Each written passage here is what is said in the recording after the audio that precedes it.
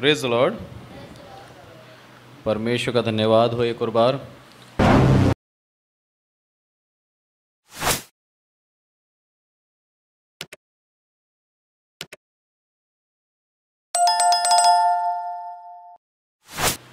उसने एक और अवसर दिया आप लोगों के मध्य में सुसमाचार लेके आने के लिए।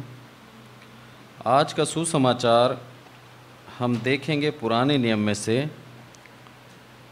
पुराने नियम में इस्राएलियों के ऊपर परमेश्वर ने जो करुणा की, उस करुणा को एक मनुष्य कितनी जल्दी भूलता है, उस विषय में आज देखेंगे।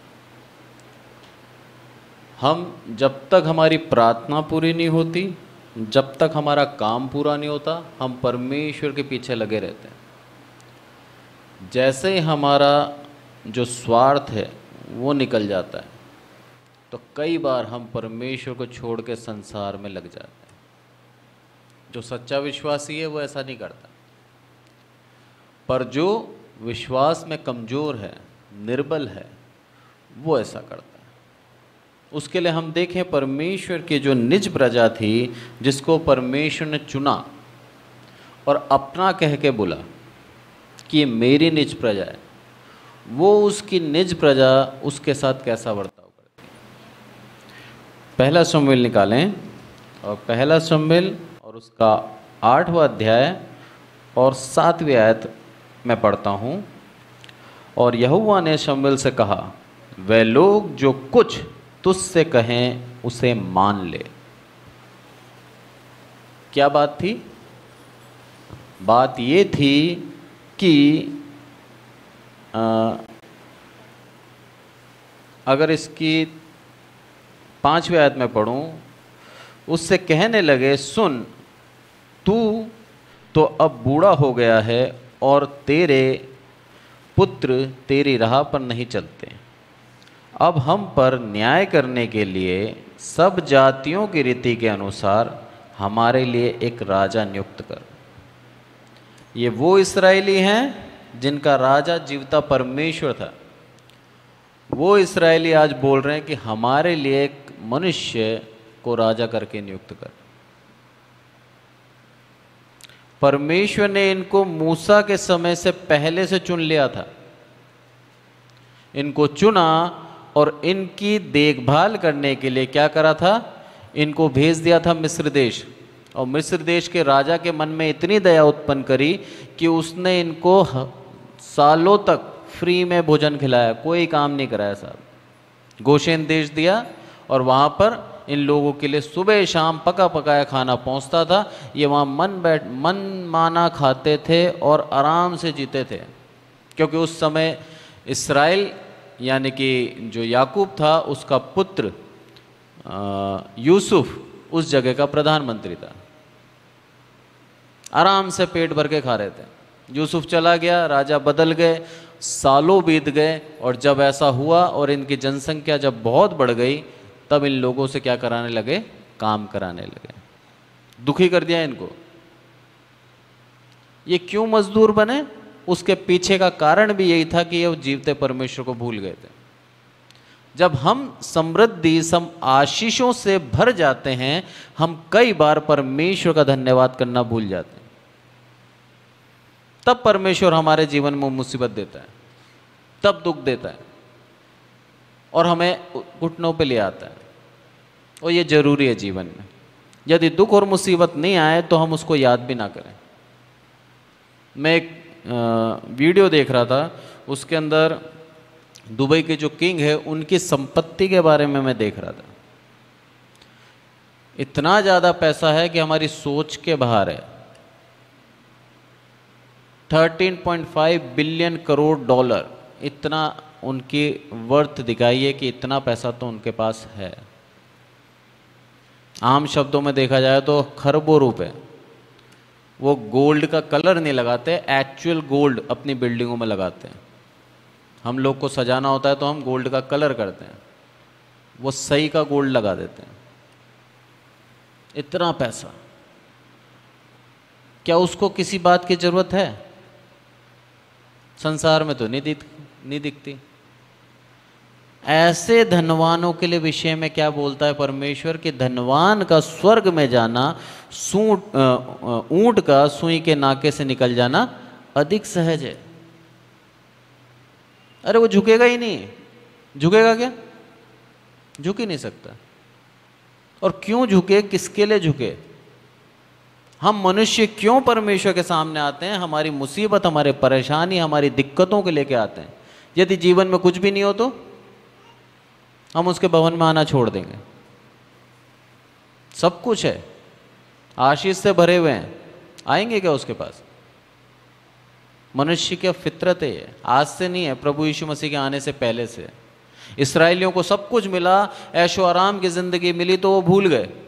और भूलने के बाद क्या हुआ? गुलामी में पड़ गए। और गुलामी भी छोटी मोटी गुलामी नहीं, पीढ़ियां उनकी गुलामी में थी। 432 साल तक गुलाम रहे। फिर परमेश्वर को दया आई, फिर परमेश्वर ने वहां से उनको निकाला।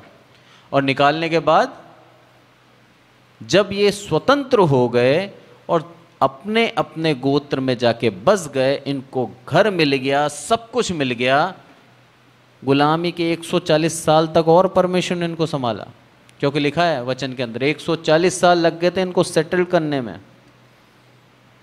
दूसरे जाति को हटा के अपनी जाति को प्रभु ने नियुक्त कर दिया। और जब सब कुछ हो गया तब क्या बोलते हैं? अब तू क्या कर, हमें एक राजा दे दे। कितना बुरा लगा होगा परमेश्वर को, सोचिए आप। सब कुछ तुमने मेरे से ले लिया और अब तुम क्या बोलते हो? मुझे तेरी जरूरत नहीं है। ऐसे मनुष्यों की, ऐसे विश्वासियों की परमेश्वर को जरूरत नहीं है, जो सब लेने के बाद बोलता है प्रभु अब तू रहने दे, मैं कर लूंगा।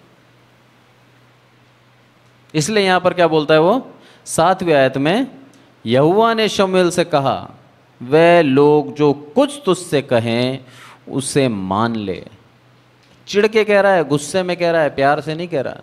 अरे जो मांग रहे ने दे दे, इनके समझ में नहीं आ रही। अभी राजा मांग रहे हैं, ये राजा इनके बच्चों को गुलाम बनाएगा और सारे काम कराएगा, सब कुछ ये वापस उसमें आ जाएंगे जिससे मैंने इनको निकाला है। पर मांग रहे हैं ना, दे दे। कई बार हम भी जिद पकड़ के बैठ जाते हैं और परमेश्वर से गलत चीज के लिए प्रार्थना करते हैं। प्रभु कहता है इसके दुष्परिणाम हैं, मान लो। नहीं मानते साहब। कर दे तो प्रभु, कर दे तो प्रभु कर देता है। और फिर हम क्या पर फंस जाते हैं उस बुराई के अंदर। जैसे माँ बाप कई बार बिल्कुल निसहाय होकर और बिना इच्छा से अपने पुत्र पुत्री की शादी कर देते हैं जहाँ वो चाहते हैं। मालूम है कि जो कर रहा है गलत कर रहा है, उसके बावजूद भी मान ले तू खुश हो जा। और फिर क्या होता है? जब उसके जीवन में गड़बड़ी आती है, जब उसका जीवन जो उसका नतीजा है वो बुरे दिखते हैं, तब उसके समझ में आती है कि मेरा पिता सही कह रहा था, मेरी माँ सही कह रही थी। पर उससे पहले नहीं समझ में आता। वही कंडीशन है ये इसराइलियों की और परमेश्वर की। बोल रहा है प्रभु, नहीं मान रहे। क्या बोलता है वो आगे? कि क्योंकि उन्होंने तुझको नहीं परंतु मुझी को निकम्मा जाना है। कितना दुख भरे शब्द हैं परमेश्वर के। अरे तुझको निकम्मा नहीं जान रहे वो, तू बूढ़ा है इसलिए नहीं। अरे मैं लेके चला हूं उनको, आज तक इस बात की समझ में नहीं आई। जीवन में हमने नई कोई भी सामान खरीदा है, हमको परमेश्वर ने एक मकान बना के दिया है, हम गवाही क्या देते हैं? प्रभु मेरी सारी मेहनत से मैं इस साल में जॉब लग गया था, इतनी सेविंग करी मैंने और मैंने इतने पैसे इकट्ठे करे, लोन लिया मैंने और मैंने मकान बना लिया। प्रभु का धन्यवाद हो। आशीष किसको मिली? आदर महिमा किसको मिली? मुझको। परमेश्वर को नहीं दी हमने। बिना परमेश्वर की इच्छा की कोई नौकरी नहीं कर सकता। बिना परमेश्वर की इच्छा के वो हमको कमाने नहीं दे सकता। परमेश्वर बोलता है तुम्हारी कमाई पे मेरा क्या है? आशीष है। कब होती है वो? जब हम ये मान लें कि जो हम कमाते हैं वो परमेश्वर की दया से कमाते हैं। और अगर ऐसा मानते हैं तो उसके जो वचन है, उसके जो नियम है, उनको भी मानना पड़ेगा। यानी कि अपनी कमाई में से हम दशवांश दें। वचन कहता है जो नहीं देता वो कौन है? डाकू है, परमेश्वर के पैसे चुरा रहा है वो। और यहाँ पर आगे हम पढ़ेंगे कि उसके मंदिर में जब लोग किसी दर्शी के पास जाते थे तो खाली हाथ नहीं जाते थे, हाथ भरा होना चाहिए। ये नियम थे उनके। आज चर्च में हम ऐसे ही चले जाते हैं, ठीक है नहीं है चंदा तो क्या हुआ, अगली बार दे देंगे। पर सोचिए उसका आदर सम्मान आज हमारे अंदर है ही नहीं। और इसलिए बोलता है वो कि परंतु मुझी को निकम्मा जाना है और तुझको नहीं, और मैं उनका राजा ना रहूं। प्रभु अपने आप को उनका राजा समझता था और राजा था।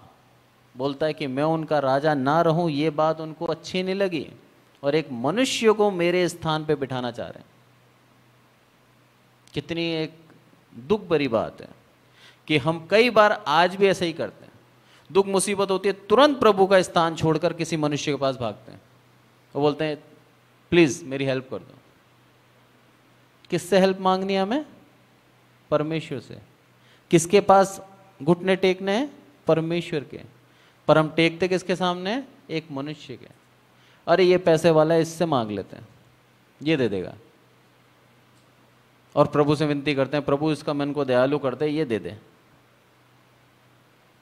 पर प्रभु क्या बोलता है? मेरे पास आओ, विश्वास करो। अरे परमेश्वर जो कार्य करता है उसको आज हम देखेंगे किस तरह से अद्भुत कार्य होता है उसका। तुम्हारे जाने से पहले वो तुम्हारे लिए तैयारी कर देता है। ये वचन है आज का। और जब ऐसा हुआ तब 9वीं आयत में हम पढ़ेंगे, 9वें अध्याय में हम पढ़ेंगे कि यहां पर लिखा है बिन्यामीन के गोत्र कीश का पुत्र का एक पुरुष था जो अपी का पुत्र बकरोत का परपोता और सरोर का पोता अबिएल का पुत्र था, और वह बिन्यामीन पुरुष का एक पुत्र और बड़ा शक्तिशाली शूरमा था। किसके विषय में कहा गया है? शाऊल के पिता के विषय में। और लिखा है उसके दूसरी आयत में, उसके शाऊल नामक एक जवान पुत्र था जो सुंदर, इस्राएल में कोई उससे बढ़कर सुंदर ना था। वह इतना लंबा था कि दूसरे लोग उसके कंधे तक ही आते थे। मांगा और परमेश्वर ने दे दिया। यह परमेश्वर की महानता है। समझाया, नहीं समझ में आया, बोला अब तू इसके साइड इफेक्ट देखना क्या होता है। पर तूने मेरे को निकम्मा जाना है ना, तो अब मेरे स्थान पे मैं बिठाऊंगा, जो तू चाहता है वैसा ही बिठाऊंगा। क्योंकि मनुष्य कैसा चाहता है कि कोई रूपवान हो, बड़ा हो, शक्तिशाली दिखे, उसके सामने हम घुटने टेकेंगे। एक बलवान पुरुष को खड़ा कर दो और एक छोटे नॉर्मल पुरुष को खड़ा कर दो, हम किससे डरते हैं? बलवान से। किसके सामने हम इज्जत से बात करते हैं? बलवान के। क्यों? मनुष्य अपने से बलवान के सामने झुकता है, ये उसकी आदत है, उसके नेचर में है ये। और यहां पर क्या है? शाऊल नाम का एक पुरुष था कि सारे लोग उसके कहां आते थे? कंधे तक आते थे। कितना लंबा था सोचिए। और लिखा है उससे ज्यादा सुंदर पूरे इसराइल में कोई नहीं था। 12 गोत्र इसराइल के, सबसे छोटा गोत्र बिन्यामीन गोत्र। और बिन्यामीन गोत्र इनको पसंद नहीं था। यहूदा गोत्र सर्वश्रेष्ठ था इसमें 12 में, और उसी बिन्यामीन गोत्र जो छोटा गोत्र था उसमें से लेके प्रभु ने इनके ऊपर एक राजा बिठा दिया और बोल दिया ये तुम्हारा राजा बनेगा। और शमूएल को भी आगे से बोल दिया कि मैं तेरे सामने एक पुरुष भेज रहा हूं, उसको तेरे को क्या करना है? अभिषेक करना है। पहले से ही परमेश्वर जानता था कि ये क्या मांगेंगे, उसकी योजना उसके दिल में पहले से ही थी।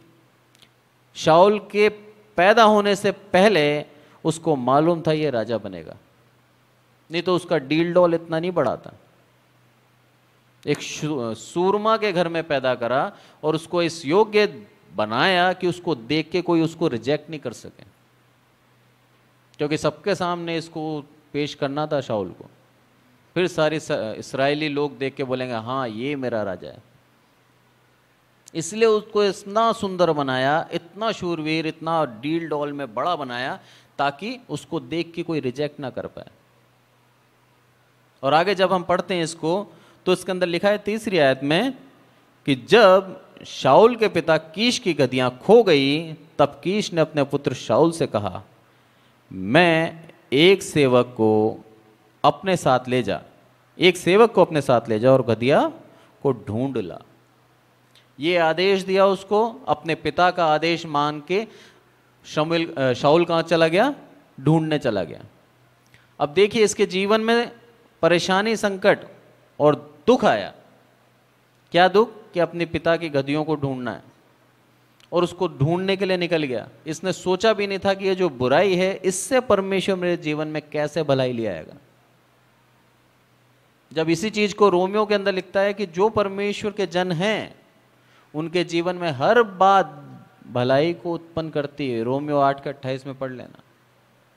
यानी कि यहां पर यह दर्शाता है ये बात कि शाऊल उस समय तक परमेश्वर का जन था, परमेश्वर को मानता था, परमेश्वर की विधियों के अनुसार चलता था और एक इस्राएली होने का पूर्ण धर्म निभाता था। इसीलिए इसके जीवन में जो ये बुराई आई, उसके अंदर से परमेश्वर ने क्या निकाल दी? एक भलाई निकाल दी।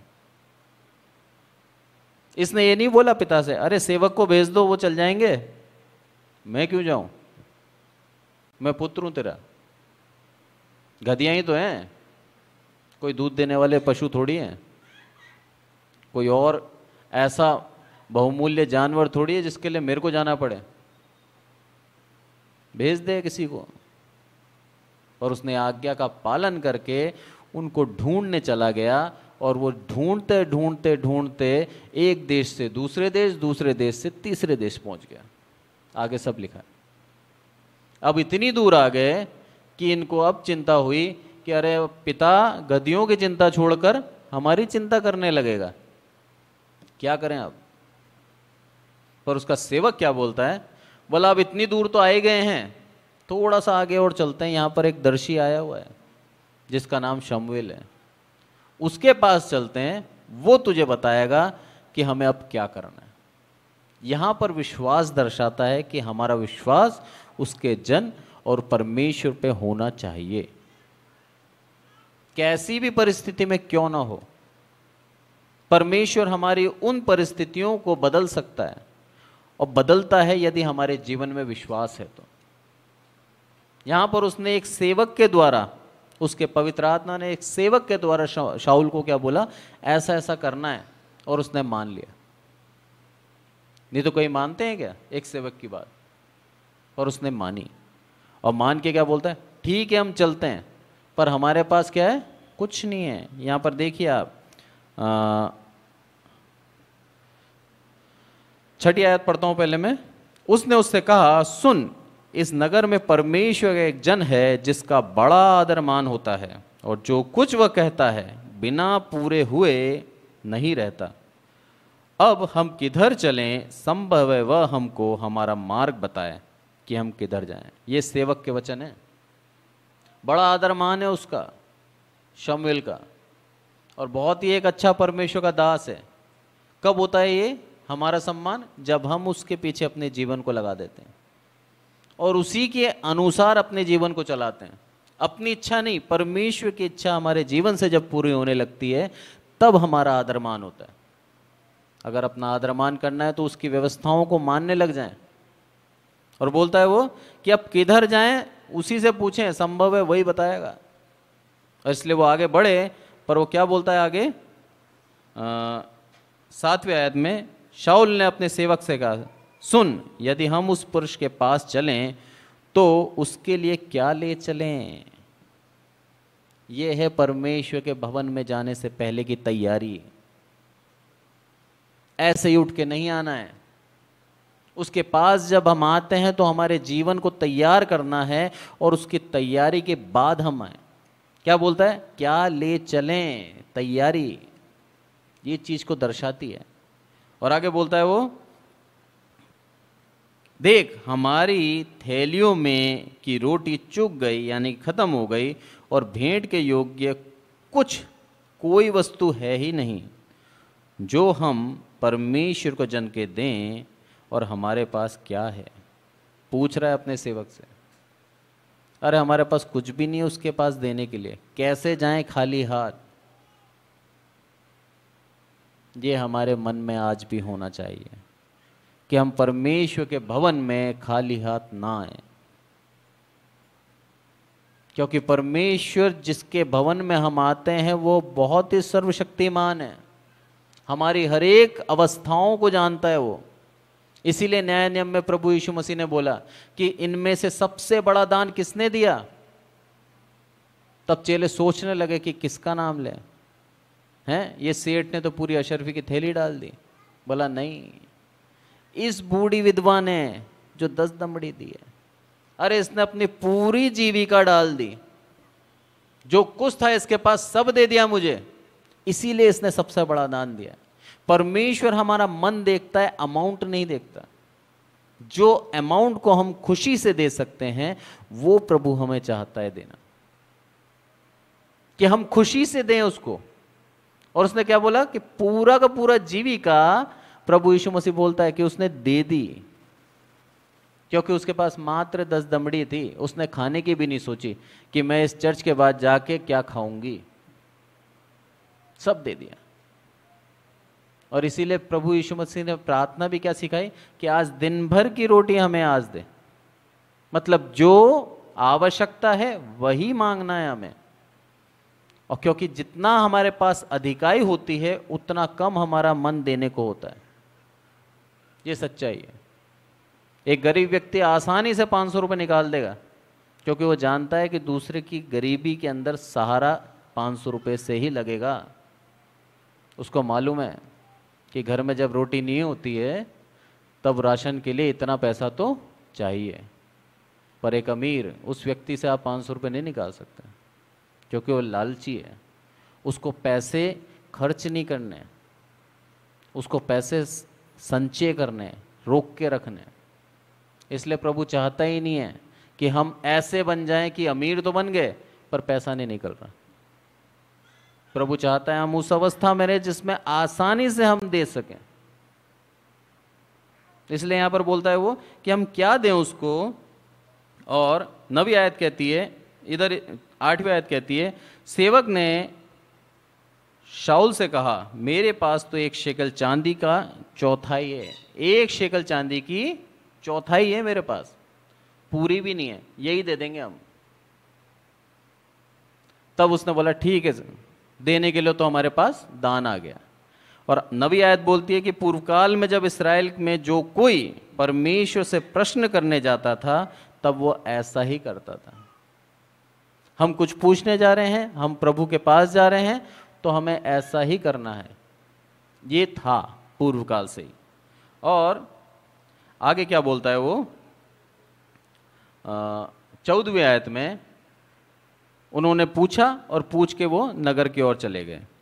और यहाँ पर कहता है वो 14वीं आयत में कि वे नगर पर चढ़ गए और ज्यों ही नगर के भीतर पहुंचे त्यों ही शमूएल ऊंचे स्थान पर चढ़ने के विचार से उनके सामने आ रहा था। और शाऊल ने के आने से एक दिन पहले यहोवा ने शमूएल को यह चिता रखा था कि कल इसी समय तेरे पास बिन्यामीन देश के एक पुरुष को भेजूंगा, उसी को तू मेरे इस्राएली प्रजा के ऊपर प्रधान होने के लिए अभिषेक करना। आज भी प्रभु क्या बोलता है, मेरी इस्राएली प्रजा। शाऊल जा रहा है शमूएल के पास और शमूएल को पहले ही परमेश्वर ने बता दिया। हम मदद मांगने जा रहे हैं, कुछ भी करने जा रहे हैं, यदि परमेश्वर ने उस व्यक्ति के मन में नहीं डाला है ना, तो हम परमेश्वर के दास नहीं हैं। यहां पर शाऊल जा रहा है किसी और काम से कि पूछ ले गधी कहाँ मिले, और शमूएल पहले से ही जानता था कि ये पुरुष क्या है, इसको नियुक्त करना है मेरे को इस्राएल के ऊपर राजा होने के लिए। और जब आगे हम पढ़ते हैं 20वीं आयत का कुछ पद, तब वो क्या बोलता है, 3 दिन हो गए साहब, गधियाँ नहीं मिल रही हैं। ठीक है, पर उसकी कोई चिंता मत कर तू, क्योंकि वो तो पहुंच गई। और ना केवल गधियाँ, इस्राएल में जो कुछ मन भाव है किसका है, अरे तेरा और तेरे घराने का। आशीष दे दी शमूएल ने।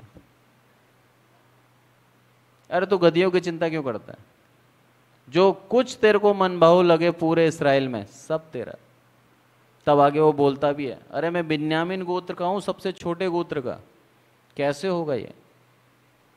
पर परमेश्वर जिसको चुन लेता है उसको वो सब दे देता है। यहां पर शाऊल को परमेश्वर ने चुन लिया। दुख तो हुआ उसको कि मेरे स्थान पे मैं एक पुरुष को बिठा रहा हूं, पर इस्राएलियों की खुशी के कारण उसने शाऊल को चुन के अपने स्थान पे बिठा दिया राजा होने के लिए। आज के वचन से हम यही सीखते हैं कि हम सोच समझ के मांगे परमेश्वर से, कुछ ऐसा तो नहीं मांग रहे जिससे हम आगे जाके परेशानी में फंस जाएं। परमेश्वर को प्राथमिकता दें। परमेश्वर के भवन आए तो खाली हाथ ना आए। परमेश्वर का आदर मान हमारे जीवन में होना बहुत जरूरी है। यदि ऐसा होता है तब परमेश्वर हमें बहुतायत की आशीष देता है। और आगे यहाँ पर लिखता है 10वें की पहली आयत में, उनको खाना खिलाया और एक टुकड़ा उसके लिए रख छोड़ा था उसने। 23वीं आयत बोलती है, फिर शमूएल ने रसोइये से कहा, जो टुकड़ा मैंने तुझे देकर अपने पास रख छोड़ने को कहा था उसे ले आ। पहले से पहले तैयारी। सोचिए, अभी तो शाऊल मिला भी नहीं था, उससे पहले उसने बोल दिया था कि ऐसा ऐसा आएगा, ऐसा होगा। परमेश्वर की योजना हमारे जीवन में ऐसी होनी चाहिए कि हमारे पहुंचने से पहले सामने वाला जानता हो कि हमें क्या चाहिए।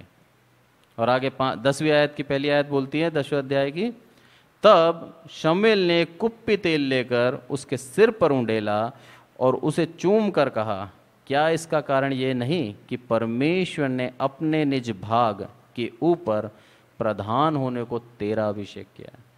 यहाँ पर उसका अभिषेक कर दिया और उसको कह दिया कि तू उसका निज भाग के ऊपर प्रधान होगा, यानी कि तू राजा बनेगा, और उसको राजा बनाया। ये परमेश्वर की महानता है। किस तरह से मनुष्य के जीवन में वो काम करता है आज हमने देखा। एक आम इंसान शूरवीर था, सूरमा था, उसका पुत्र शाऊल, उसको उसने चुन लिया और चुनने के बाद अपनी निज प्रजा के ऊपर राजा बना दिया। क्यों?